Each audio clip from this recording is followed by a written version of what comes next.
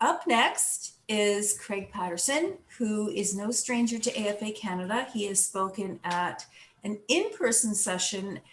I think it was August 2019, the Toronto Shoe Show, August 2019, but who the hell knows with timing and everything. Sorry, Craig, it's just been a crazy year. And Craig has also contributed to our Retail Next webinars as well. So originally, Deanne Brisebois from RCC was going to contribute along with Craig, but she got pulled away, and unfortunately, so did Janelle. So I'm going to be talking to you today. We're going to talk about a retail check-in. We know it's brutal out there. But as you and I spoke a couple of days ago, Craig, you do see some silver linings, and I think we'll just get started on that. Like,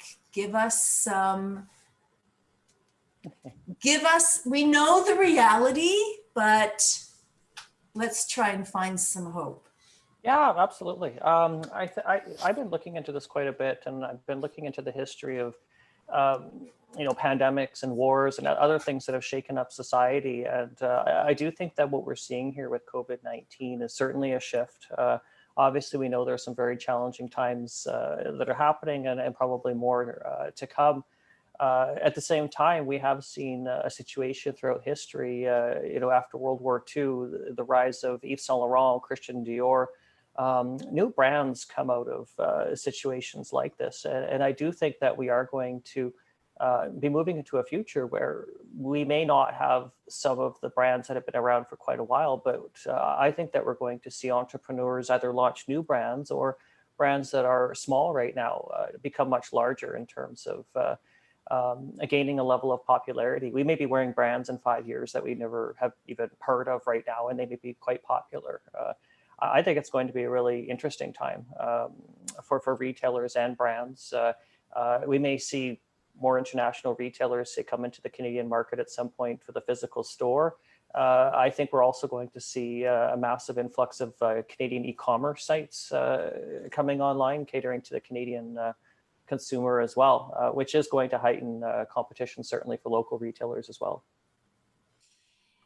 So in spite of all the closures of doors and downsizing and of majors as well, does that not suggest that when we are on the other side of this, there is more room for the independent retailer? There are opportunities out there for the independent retailer?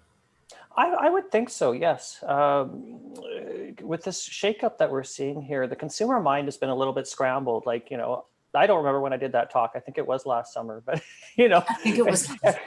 Everything is kind of, it seems like everything's kind of, oh my God, where are we? But getting us out of our comfort zone, that's an opportunity, I think, for brands to get in front of the consumer, because we're a little bit more open-minded, I would say, on one hand, in terms of that, people, I'm a Levi's guy, I wear New Balance shoes, like I think now, because our entire lifestyles have been shaken up, this is probably a time, I think, that brands can certainly come in and captivate the consumer like they haven't before. On top of all this, we've seen awareness, with the environment and with global warming. With that, we've seen eco brands coming about. We've seen, causes and charity. We saw things like, the Black Lives Matter movement coming about in June. Well, before that, of course, too. But we're seeing things that have really shaken things up in the consumer psyche, which I think is actually an opportunity to get in front of consumers and to potentially gain a market share that would have been much more challenging if we hadn't had all of these things happen, including the COVID-19 pandemic. On the other hand, though, too, we are in some respects seeing a polarization, I think, towards some popular brands and retailers. Lots of people are shopping at Winners and HomeSense and Marshalls right now, even if they're not shopping in other stores. We are seeing some popular brands, certainly at the high end, that are really, really taking market share. Tiffany jewelry is flying off the shelves right now, Tiffany & Co. I'm not quite sure. Like, I didn't think luxury would do nearly as well as it is, but is in a lot of respects, but there seems to be a bit of a polarization right now towards brands. It's the brands that had, say, a customer list, were able to get in front of that consumer through, say, an app like a WeChat or a WhatsApp, or even just texting. Some of the retailers actually already had a built-in client list, probably have to put that in quotation marks, that they've been able to utilize to make sales at this time, because some people are very hesitant to go out, but they still want to shop, which means that they're doing a lot of that either online or are getting things delivered, or say a contactless curbside pickup type of situation. Some people are terrified of COVID-19. Some people don't care. They don't even want to wear masks. So it's different consumer segments doing different things. Is it fair to say, I'm just going to ask this, is this fair to say that perhaps we were a little over retailed? I think so. Yeah, I'd say for sure, especially in the fashion and apparel categories. We saw, God, since 2013, I think we saw about 200 international retailers come into Canada. These were brands that had opened their first stores. That's mind blowing if you think about it. We already had all kinds of stores here in Canada, and we've seen over the past. I just turned 44, and I've seen so many retailers come and go, especially go in terms of those, 90s Susie Cream Cheese, Cotton Ginny. If you think about all these fashion brands from years and years ago. Yeah, I know. I forget about these names sometimes, right?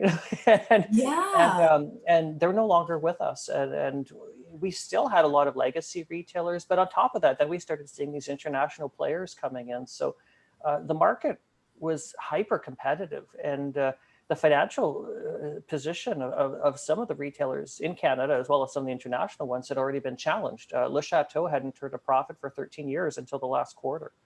There are other examples. Aldo Shoes, if even without the pandemic, Aldo would have had to have filed for bankruptcy protection. This is what we saw when they finally did file and showed their financials.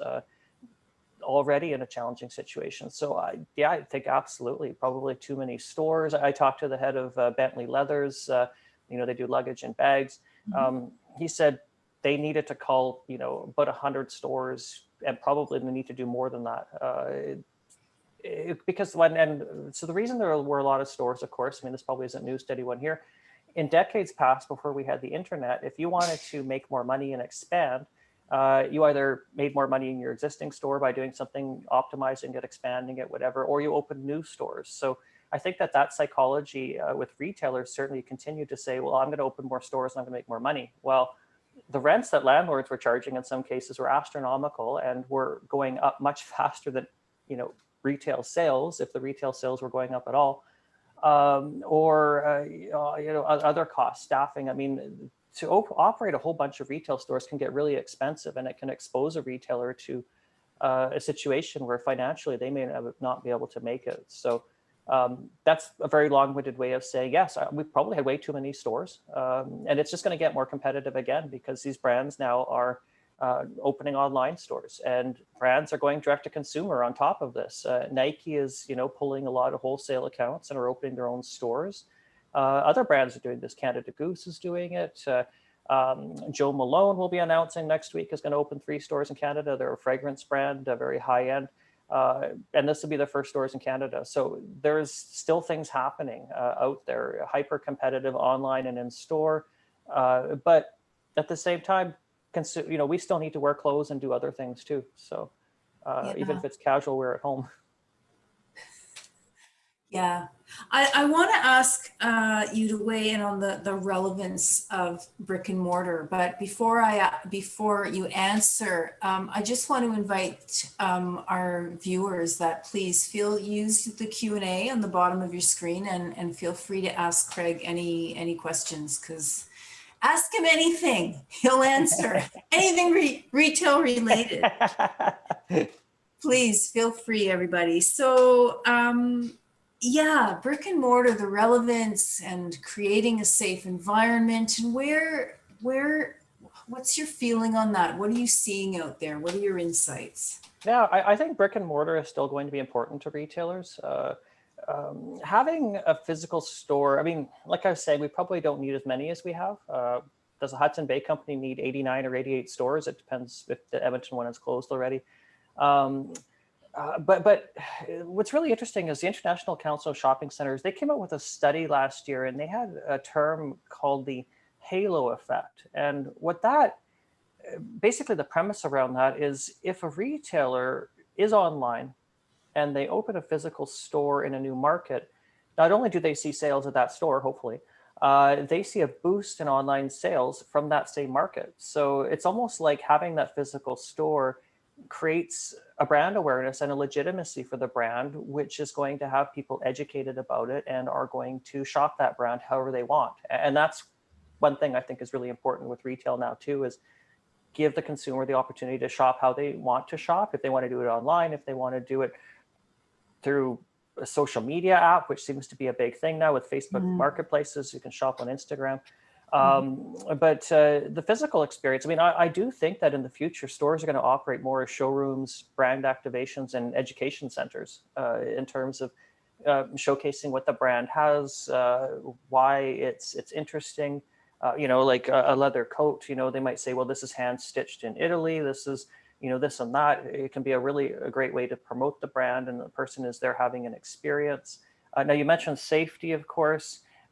This is something that, could be a challenge. Some people, again, are hesitant to come into physical spaces, but I think that if there's a degree of at least, I don't want to say perceived safety, but, face masks and hand sanitizer, letting consumers know that there are safety measures and protocols in place, that should hopefully create, some level of confidence that the consumer can go into that store safely and experience that brand in a physical environment. But I speak to a lot of brokers, and I am surprised at the number of brands that are hunting for space and are signing leases right now. I mean, it's a good time. There's some bargains out there for leases, but for sure, the industry isn't dead. I know some brokers that are actually very, very busy signing leases for new stores. Lululemon is a really good example. They're expanding some existing locations. They're moving locations, opening new stores. Some retailers are seeing this as an opportunity to expand their brick and mortar footprint, which I think is really, really encouraging overall, because some were predicting, oh, this is the end of physical retail. Well, Lululemon doesn't think so, and you got to listen to them. They're really, really successful and big, and are probably going places. Yeah, and they're probably reacting, I'm just guessing, but when we're on the other side of this, we're going to want to go out and be around people. It might take a little while psychologically, but I don't think brick and mortar retail is dead, just like I don't think trade shows are dead, because we are human, right? Yeah. I mean, we crave physical experiences. We want to be with our friends. We want to see and be seen. Maybe not everyone, but many people. Yeah. We don't want to sit at home all the time. And I think at some point when there's some sort of, I don't even call it a recovery, but whatever happens in the future where people are more comfortable to go out, there is going to be, I think, a degree of almost hedonism, because we have been to a small degree faced with our own mortality at this point. And what I mean by that, of course, is, if I catch COVID, will I die? I mean, the death rate, I think, is fairly low, but nevertheless, who knows, right? We've heard some pretty interesting and crazy stories about young, healthy people, or they thought they were healthy, succumbing to this. So really being faced with mortality, to a degree is almost good for retail for certain segments, because there's going to be a level of, I guess you'd say, almost a hedonism or a celebratory situation where people are going to want to go out and say, oh yeah, this is the way we used to do it. It feels so good to be out again. And it feels good to, shop in a store. These are going to almost become, treats and luxuries that people may have taken for granted before. But once you've taken something away from someone and give it back, it's a little bit more special. So I do think that level of specialness around, retail and restaurants and say going to a fitness, small concept gym or a large gym. These are all things, that we took for granted. I think we're going to appreciate them a little bit more. And if a brand can, be part of that appreciation when consumers are shopping, I think that's a good thing, and that could be, part of a recipe for success. Yeah, and support for the local, for the local retailer, for the local business. Like, there's a lot out there in all little communities now of supporting your local business, and I think that we are on to something there. I think that we almost needed this to get back to that. Does that make sense? To a degree, yeah. There was a study that showed that I think 76% of Canadian consumers wanted to shop local for the December holiday shopping season, which is really encouraging. Mm. We obviously we're a global society, and with that, many Canadians were traveling. Well, we're not doing that like we used to. Or if Canadians are traveling over the summer, a lot we're doing it in Canada. And with that now, I think that we're starting to look a little bit more inward. And with that, I think comes an opportunity for small retailers and local brands to succeed, because now there is an opportunity to gain a consumer awareness with Canadians that perhaps wasn't there before, because the market has become more insular because we're not traveling.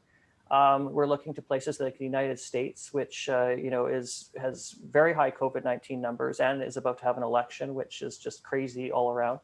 All of these things that we're looking at internationally, I think, is really going to create more of an inward view on consumers shopping local. And on top of that, there's just an awareness there. We've got groups like Digital Main Street, which is expanding around the country, based in Toronto, started by the BIA Association, Tabia.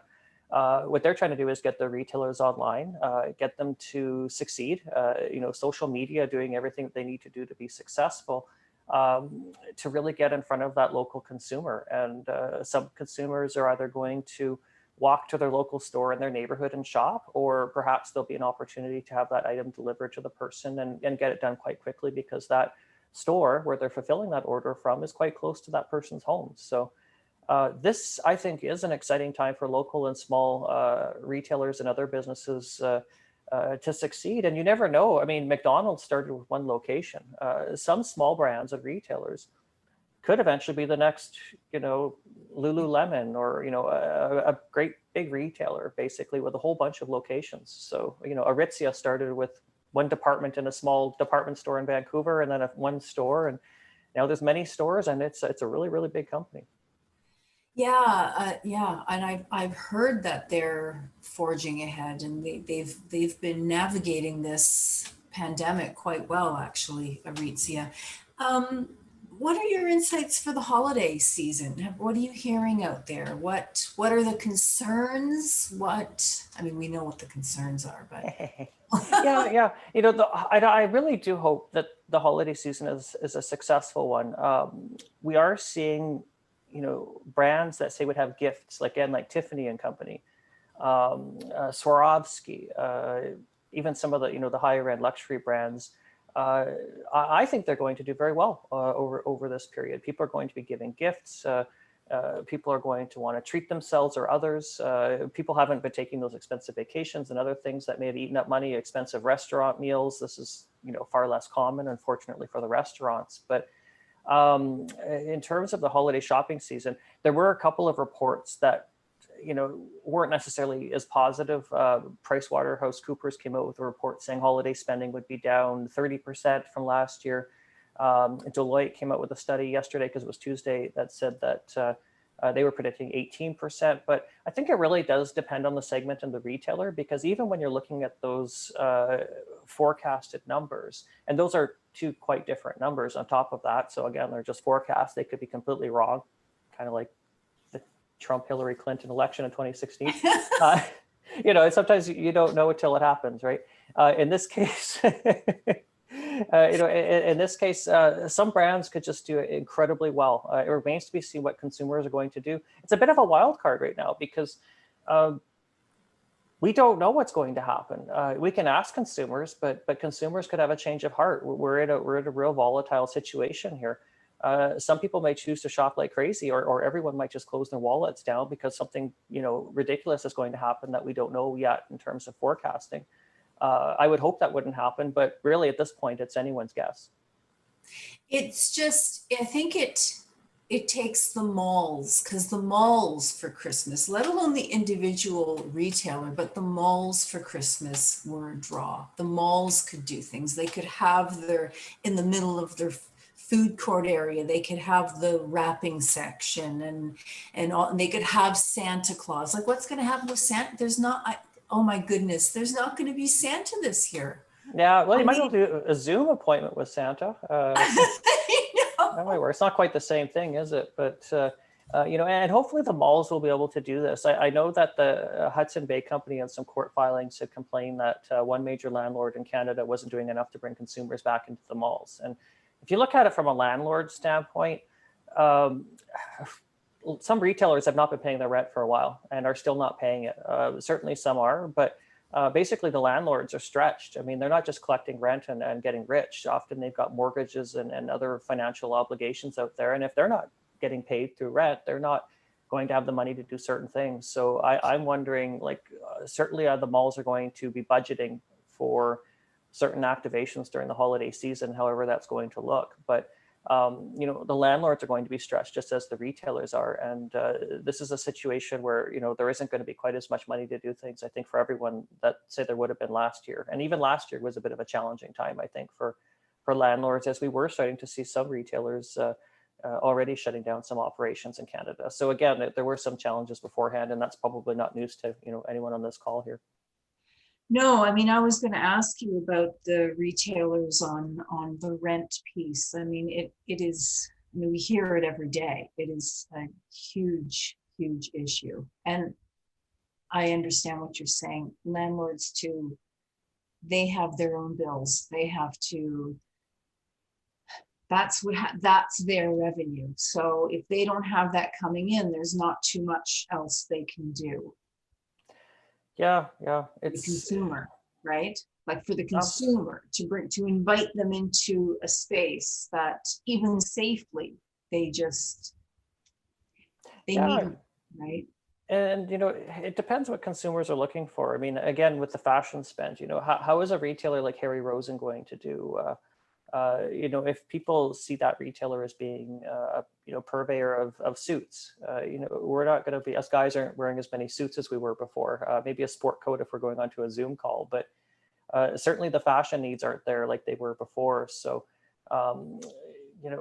in some cases, switching things up in terms of products being sold might be necessary. Again, with Harry Rosen, they've got a new campaign for casual clothing, which is really not something that they've done before. They've carried it, but they haven't done it as a focus. And now they see that necessity. And I think that a lot of other brands are seeing that too. We certainly did see, a pivot towards face masks as a production tool. That may not sound that profitable until you start seeing what some of the designers are charging for their face masks. Off-White, which is designed by the same designer as menswear for Louis Vuitton, Virgil Abloh. Those face masks, which I don't really like them, honestly, they're $125 each. Golden Goose, which is going to be opening a store here. You heard it here first at Yorkdale in Toronto. It's an Italian fashion brand. I think their masks are $95 US. And I thought, geez, that's a lot more than $10 I pay, for my cheap, crappy masks. But there certainly is still, I think a potential to make some money off of that. The question is, there going to be a vaccine? We don't know. Some infectious disease specialists have said this could be a challenge to develop. We may be wearing face masks for a while. So, I think integrating fashion into face masks is going to be an opportunity as well, because people like me are probably going to own 100 face masks by the end of 2020. Yeah, it's, yeah. Sorry, my internet seems to be getting a little unstable. Talk to us about staffing. Like, what are you hearing about staffing, retail staffing? Yeah, it's an interesting situation. And now that we've got CERB again, it's going to make things a lot more challenging for some retailers, I think. I know that some retail employees now are like, well, I can just sit at home and actually make slightly more money. Some retail staff have really wanted to come back, which is great. Some people love working in the industry. Maybe that love is there a little bit less if they have to police people wearing masks. I know that this has been a challenge, as well as cleaning. But to be, we're here for a retail reality check. In some respects, this has been a really challenging time for staffing, because we've had some people in the industry that have actually, let's say, looked to retire early if that's their age bracket. Some people now have had second thoughts about retail and are looking at doing things like, say, going back to school or just going into another industry. I know someone recently that left Cartier to become a mortgage broker. Just one of many examples. we've got staffing levels, I believe, that are about 40% of what they were before. In some cases, retailers just can't afford to have more staff or feel that they don't need them, because what we've seen quite a bit is reduced retail hours. You know, stores are opening maybe an hour later, they're closing an hour or two earlier, right? So there is this window where you might only need one shift of retail workers, but you're going to have people also doing things like cleaning before and afterwards. These are all activities that they may not have had to have done before, which is creating a full workday for the employees. But some employees are saying, well, I didn't sign up to clean. And, you know, these are what I thought I was going to be doing in terms of duties that, you know, when I signed up for this, basically, right, as a retail worker. So staffing has been mixed. There's certainly a demand, say, at the higher end. I also am part owner of a staffing agency at the high end, so I know what's happening there. And retailers are looking for staff. We had quite a bit of interest for one retailer, luxury retailer that we advertised, but once the COVID-19 numbers started going up across the country, particularly in places like Alberta and Ontario, Quebec, and slightly lesser to a degree in British Columbia, we saw applicants just fall off incredibly. It was really, really quite shocking to see how less we got in the way of applicants. So, you know, I think people are getting into a bit of a holding pattern. But again, having free government money, and I do believe people need to be helped, but you know, I know a husband and wife that are, you know, making, it's under $2,000 a month now, but, you know, they're making under $4,000 between the two of them. They don't have to work right now. It actually covers their mortgage and their expenses, and they're happy, and they're taking it easy right now. And these are people that otherwise would have been in the employment sector. So I don't know where the balance is going to lie, but some of the government supports, I think, could be doing more harm than good. I'd be curious to hear what people, you know, in the panel, if they own a retail store, would have to say around that, because,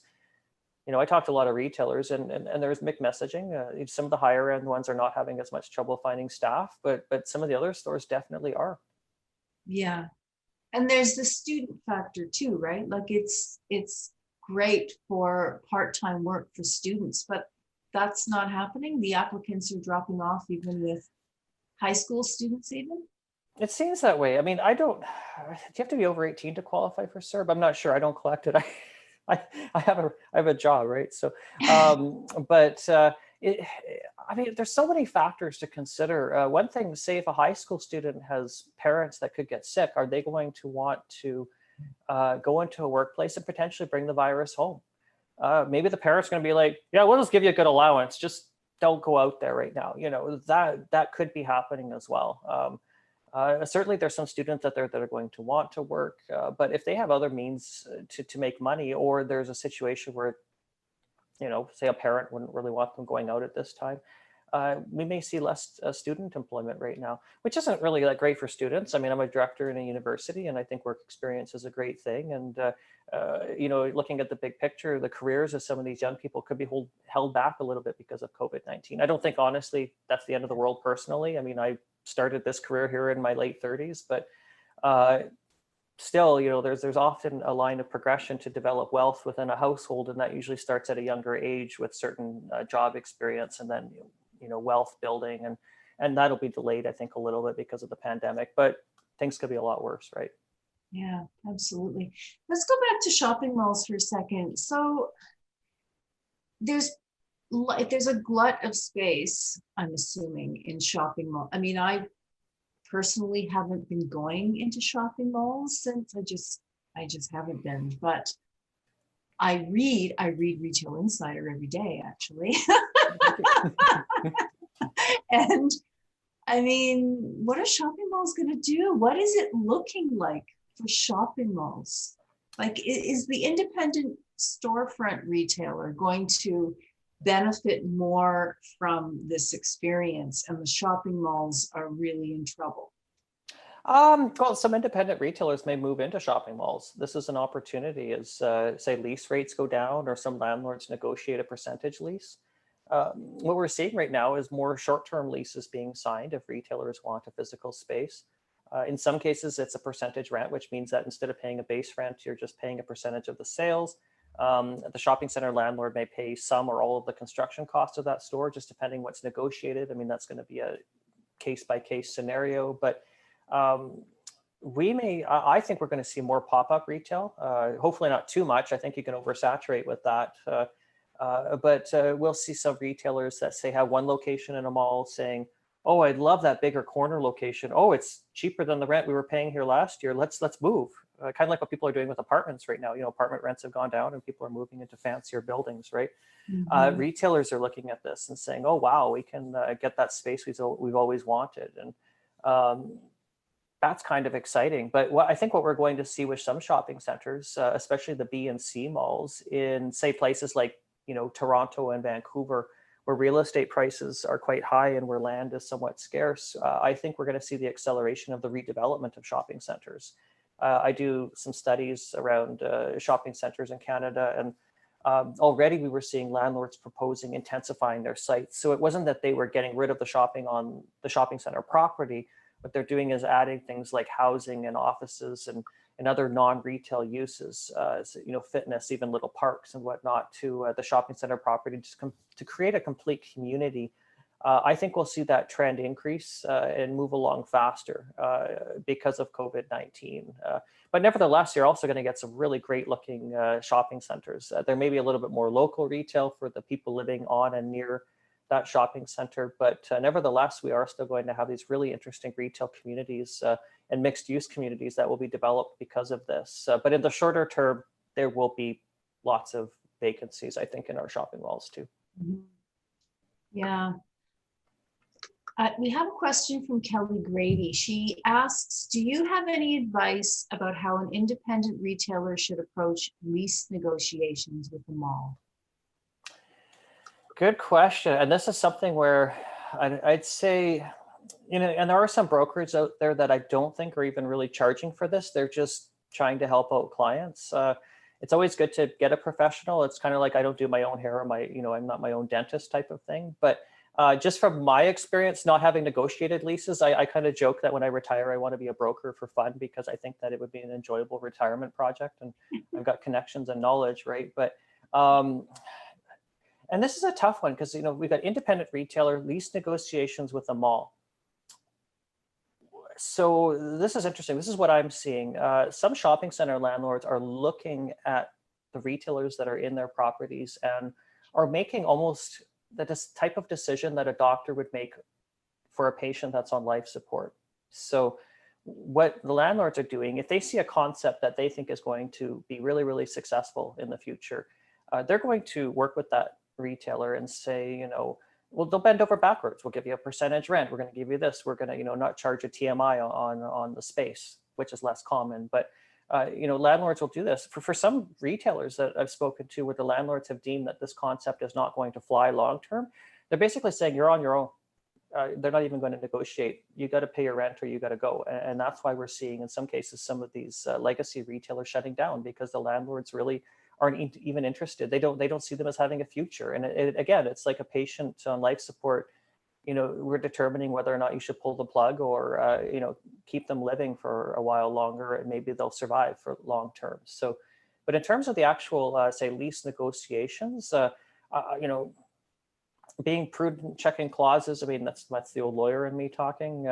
But, really trying, I think cooperation, negotiation is important.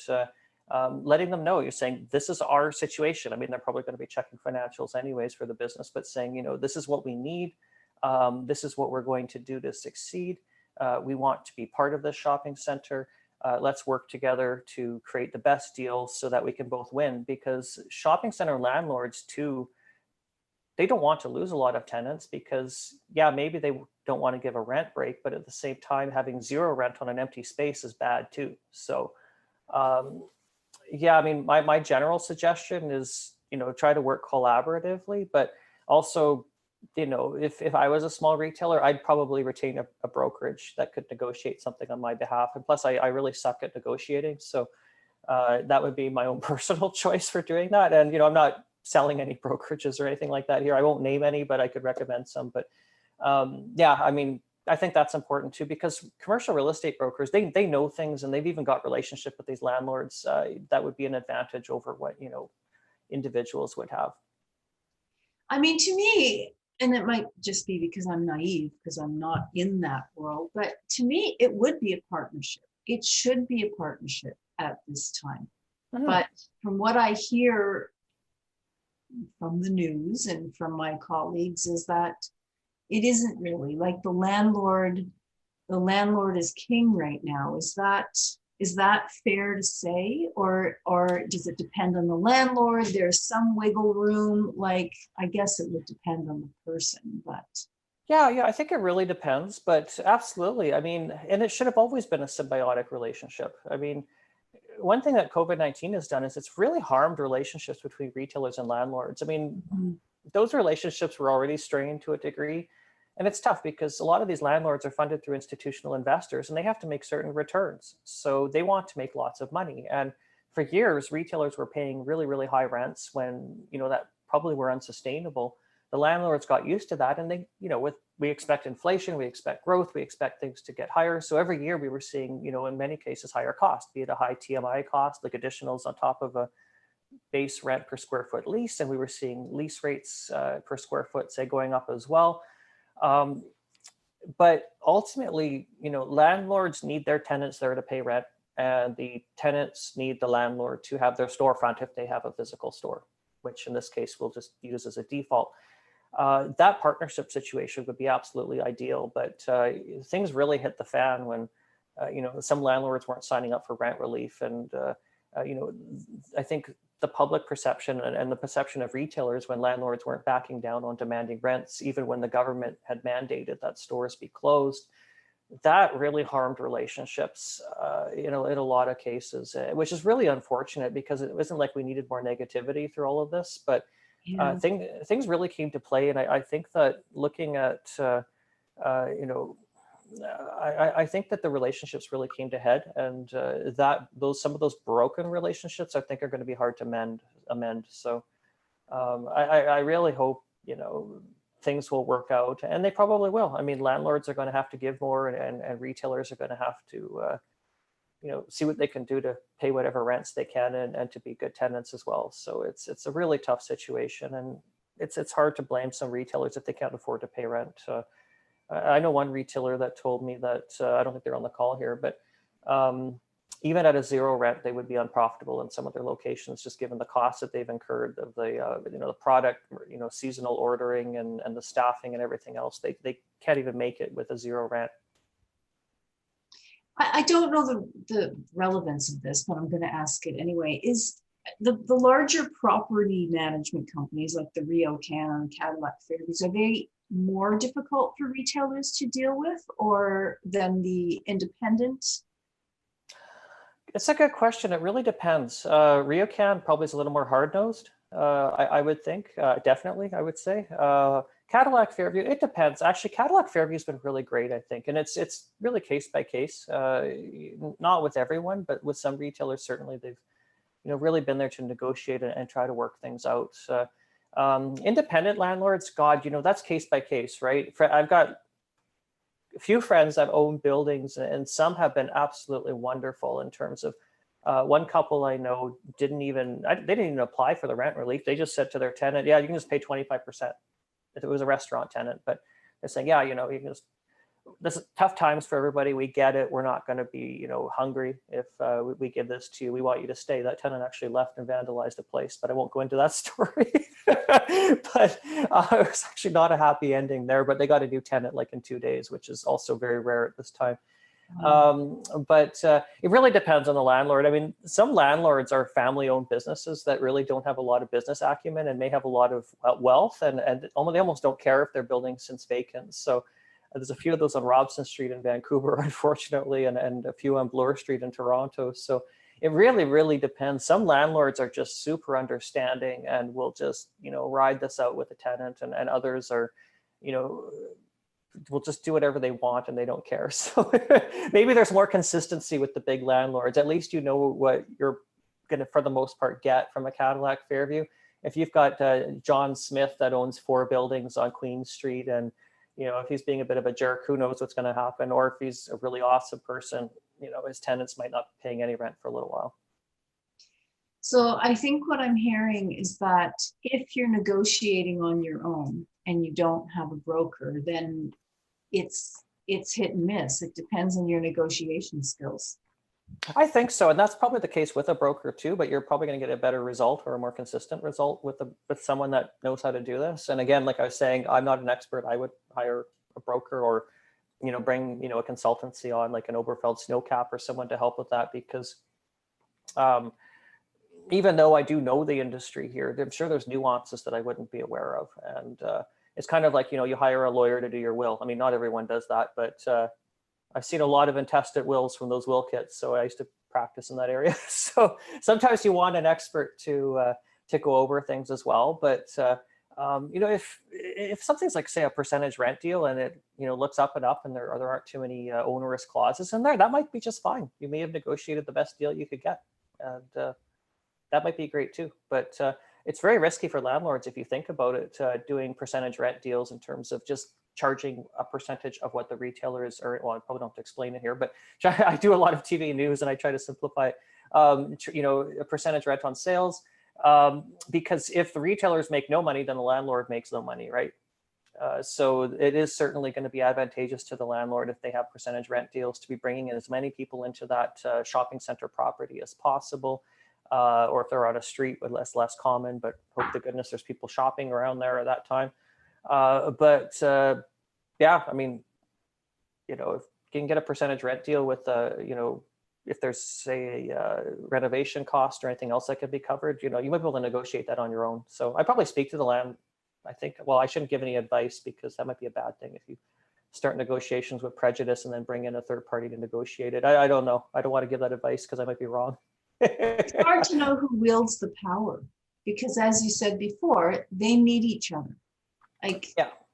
Right? It's probably the landlord a little bit more. I mean, the one time that the retailer would have a lot of power is if they were a retailer with many locations, and they might want to pull out, or if they're an extremely highly desirable retailer. Like, I'll use Apple as an example. I mean, there are going to have issues, but a mall isn't going to want to lose its Apple store, or a mall like CF Chinook Center isn't going to want to lose Louis Vuitton as a tenant, because that's a marquee tenant that is like, creates a perception and elevation for that entire shopping center. So I would say that where the retailers would have an advantage, if they were a very strong, popular retailer that had many locations, or just, is one that you just cannot lose, like Apple. But typically the landlord is going to have an upper hand, I would say, overall, just because they have the premises that the retailer is leasing. But if online shopping is where it's at, then the tenant, has a bit more of a advantage there too, I guess. But like I said, with the halo effect, it's always good to have both. It's good to have a physical store and to have an online and social media presence. Yeah. Do you have any examples of retailers, independent retailers, that have been doing both really well? I mean, I know bricks and mortar retail over the past 8 months hasn't been very good, but we had Shelby Leonard Watt about an hour ago, I guess, talk about how she managed the pandemic, the onset of the pandemic, using social media, and what she did, and engaging her clientele. And it was a success story for her. Oh, I'm sorry I missed that, actually. It was really good. It was really good. I can send you the link after. So I'm wondering if you have any examples of that you have seen out there in the retail world. Absolutely. The one I can think of off the top of my head, just because she's gotten some press coverage, there's a brand called Emmy DeVoe out of Edmonton. It's run by Emily Salisbury DeVoe. She was a fashion stylist. She was actually also at one time the executive director of the University of Alberta School of Retail, where I work. And but her brand, so she's seeing a tripling of sales over the last 2 years, and she saw a tripling again this year, which is incredible during a pandemic. Very, very interesting business model. So she has a physical retail showroom location in Edmonton. She's also been able to augment that with pop-up retail around the country. With COVID, this has been sort of put off a little bit, but it's going to be happening again. She just signed a lease in Calgary for a showroom. But what I think is really interesting about that business model is it was started online. So she didn't start with a physical store. She engaged her consumer, which is female. She only does women's clothing right now. Engaged them on social media. She did it. It was fun yet professional yet interesting and edgy. She used a crowdsourcing model essentially to determine demand for her styles. So she would have a jacket by a name like the Jessica or the, I'm just making those up, I forget what they are, but she'll have a different type of say a jacket or a pant, or she's got boots, and she would basically go to her consumer base and say, it's called fund it, and what that is you put down a certain amount of money. I think there'd be a discount there, and once she say hits 100 funders, as you would say, that particular garment will go into production. I think they're doing that with a puffer coat right now. So what she's doing is she's determining what the demand for that brand is going to be. She started doing that online. The women just love it. It's incredible. So, again, having great online presence, having the social media presence, is free online shipping throughout North America, or is it the world? I have to check the website. But I just remember looking at it and thinking, oh, wow, like I was a woman, this is a great brand for me, I told her she has to get into menswear. But having that, so she opened a physical showroom about 2 years ago, and again, boost to sales. Women were coming in for one-on-one styling sessions. It was just a fun place to go for, say, a glass of champagne or bubbly, maybe it wasn't real champagne, and to have that showroom experience. So now what she's doing is, opening an by appointment showroom in Calgary, and is eventually looking at doing places like Toronto and Vancouver. She knows where her consumers are because of online. She's got their postal codes or zip codes, and one of her biggest markets is Nashville, Tennessee. So someday when we can travel and stuff, maybe she'll do something in Nashville in person, meet with her clients over there who seem to adore her as well. I don't know when the border is going to open again to travel. I want to go down to Philadelphia. I just have check out the architecture, but yeah, I think it's a really interesting model. Like I think that a brand like hers, just given the sales, how they're excelling even during COVID-19, tying in that physical retail with that online presence, it seems to be very, very successful. And I'm working with another young fashion brand based out of Vancouver, and we're looking at adopting a similar model to that, not to compete with her. Plus, it's menswear anyways. That's very different in style, but it's a very unique business model that could be extremely successful, and seems to be already with her anyways. Yeah, I mean, I've heard a few stories about companies who have blended both, and then Shelby's, of course, and then the example you're just giving now. So it really is part of the marketing mix now. There's an old phrase, but the online combined with not just e-commerce, but social media, e-commerce, and your brick and mortar, and all of that is part of your marketing mix now.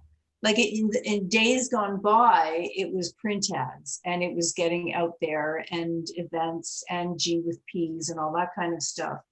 But now it really is key, vital to have your brick and mortar, if you have a brick and mortar, e-commerce, and combining social media and making sure that they all communicate in a cohesive promotion or package. Yeah, and retailers that had a customer list, I guess you would say, or emails or contact, I think have certainly come out further ahead, because if the consumer doesn't want to go into a physical store, and they don't have to, but the retailer can still reach them, I think that's really important. And unfortunately, some brands that really didn't do that before COVID-19 in terms of having a massive customer list, that I think is going to be, it could be a downfall for that retailer, unfortunately, because if you think about it now, it's so easy to get lost in messaging, because if I pick up my phone and go onto Instagram, it's just stuff, things, visuals, exciting. Some of that is brands that are doing things. Some of it is advertising. Some of it's funny memes. It's all kinds of stuff on there. But we're being bombarded with so many visuals now that it is getting more challenging to get in front of the consumer. But some brands, again, like that Emmy DeVoe brand, there are a few others out there. I'm just thinking of, Joey Saturday, even Lululemon. If they can get in front of the consumer and get them interested with something on, say, social media or otherwise, I think that's going to go a long way, because there's just so much noise out there right now. An American election, there's just, there's so much coming at us all the time.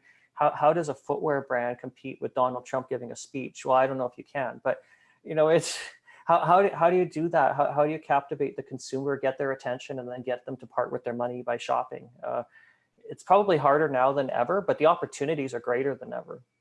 Yeah, because there's a lot out there to integrate into one package, but it's finding that one key thing that can really resonate with your customer and reaching them through social media. But then there's, and e-blasting and newsletters and bringing other things into the mix. Like with AFA Canada, we are an association. We represent retailers and suppliers, and our big thing was putting on a show every 6 months. Well, we've had to integrate and change and move into bringing our community education, because we had to shift it all around. And it's kind of a similar thing. You have to look at all of the opportunities around you and see what is going to stick, and try different things,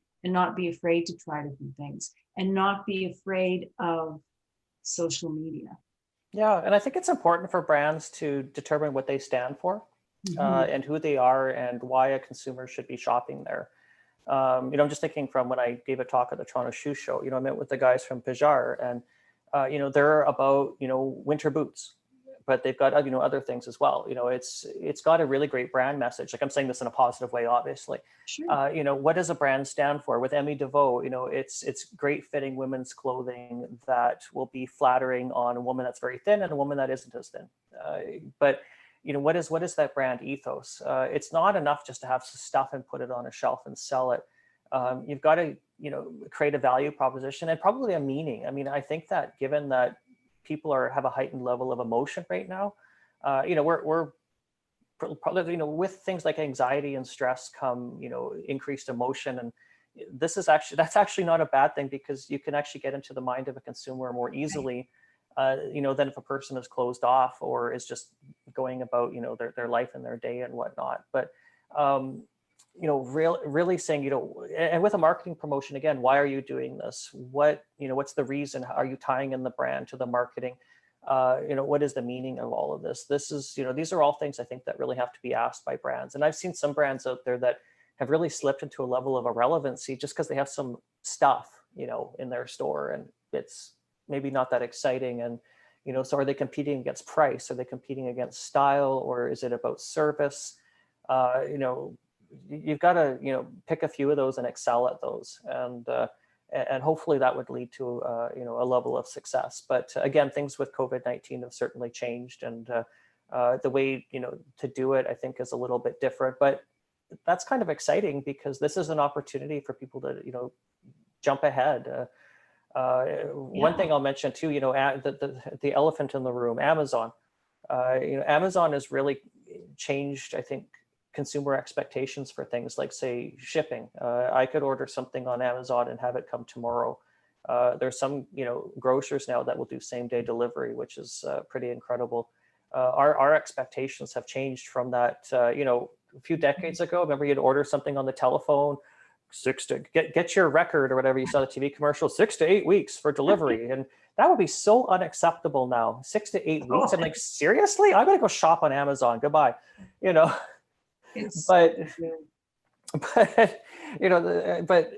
I think consumer expectations have changed. But that I think that there's an opportunity there. I think to gain a new consumer if your competitors aren't doing it, if they're not doing this the right way.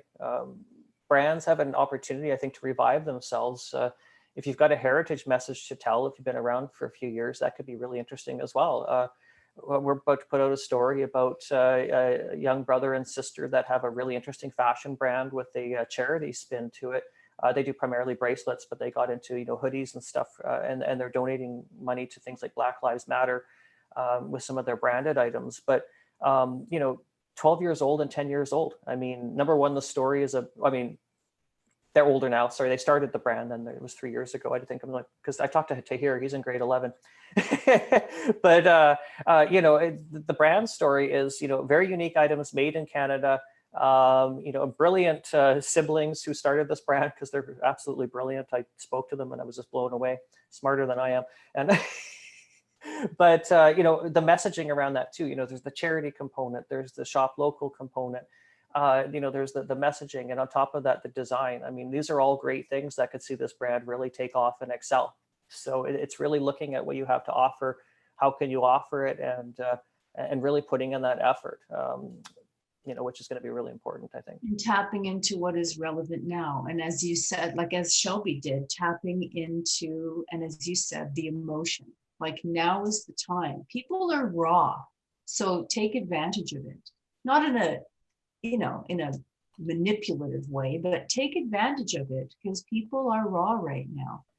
So yeah, I mean, there's been some really good news stories that I have been hearing amongst all the clutter of bad news. And yeah, it's clutter of bad news. I mean, let's be honest, but there is good stuff happening. And I think the thing that gives us hope is opportunity. There's always opportunity. We will get to the other side of this, and there is opportunity. You just have to embrace it and keep your head above water as much as you can, right? I think so, yeah. I mean, it's no secret. This is a really tough time for a lot of people. I've always given a bit of I don't know if we can call it a pep talk, but certainly said that, it's pretty consistent that most of us are having a pretty crappy 2020. I mean, I've got all kinds of great things going on, but this has been a tough time, even personally, with, deaths in the family and friends and whatnot. And I just think that 2020 has become a bit of a learning period for all of us. Whatever powers that be, I think that we're all being challenged right now. And, the strong are going to survive, because I've spoken to some people that are incredibly optimistic at this time and they're pushing forward with things. I've spoken to people that, are fairly consistently doom and gloom, thinking that, this is basically the end of the world. I definitely don't subscribe to that. But I do think that this is a time for us to learn and change. I think that we're at a really pivotal moment in society, when, like we've seen in the past, the invention of the internet, the invention of the car, a very long time ago, the invention of the wheel. We've seen all of these things throughout our society that have changed society. And I think now what we're seeing is we're seeing a pandemic, and I think we're seeing a social awakening around, again, the Black Lives Matter and the equality movement there too. I think the psychology of the consumer has been changed. And that, like you said, there are some incredible opportunities to do well in business, and as well as to grow as human beings. Yes. This is a time to become, hopefully more open-minded, to say, look at your business concept, be it a brand or a store or whatever, and look at potential to change. I mean, you don't want to change too much that you aren't what you were before completely. That's not going to be beneficial either. But I think certainly looking at, ways of distribution, looking at new ways of getting in front of your consumer, fresh product mix, whatever that would be to create that success. This is a time to be able to do that. And I think, from a personal standpoint, this is a time of growth. Yes. Business leaders out there, I think, will need to adopt a new way of thinking. Very often it was, we've got product, we've got this time period, we're forecasting, we're looking to the past. A lot of that forecasting has gone out the window, because we don't know what's going to be happening next, because things have just changed so much that I had a meeting yesterday with the University of Toronto. I'm on the board there, or it's the University of Alberta. I'm also on the Toronto one, but with Alberta, we said, what's the future of education in this area? Well, it's going to be learning how to deal with uncertainty with a level of flexibility and being able to make the right decisions. And I think that that's going to be incredibly important moving forward, because we don't know if there's going to be more store shutdowns. I sure hope not, but if cases went up to 100,000 a day or something crazy like that, who knows what would happen? Would pray that won't happen, but anything could be possible, right? But being able to be flexible and rolling with the punches, I think, is really, really important at this time. And I think we're going to get through this. And even if it's a situation where, say, a retailer or a brand didn't make it during this round, we've got some really great entrepreneurs out there who can, rise from the ashes and do something new. A chef is going to be a chef. If they lost their restaurant, they may do something new. They may work for another restaurant. They may, open a food truck or move into a food hall. We don't, or a ghost kitchen. There may be a delivery situation if they can make that profitable. We're going to survive this, but it is a painful time, and for many, and obviously I want to acknowledge that. But with pain comes growth, and I encourage anyone that I talk to, stay strong through all of this, because this is not the end of the world. This is just a shift in the world right now that we're seeing. Yeah. Thank you so much, Craig. Once again, Retail Insider. Thank you so much. I share your stuff quite often on social media. Thank you. And on our weblog. Thank you. And we made it in perfect timing here. Thank you for your contribution once again. And I wish you well until next time, and stay safe. Oh, thank you so much. Yeah, thank you so much everyone here for joining as well. So thank you. Okay, we'll talk soon. take care everyone. Bye. Thanks.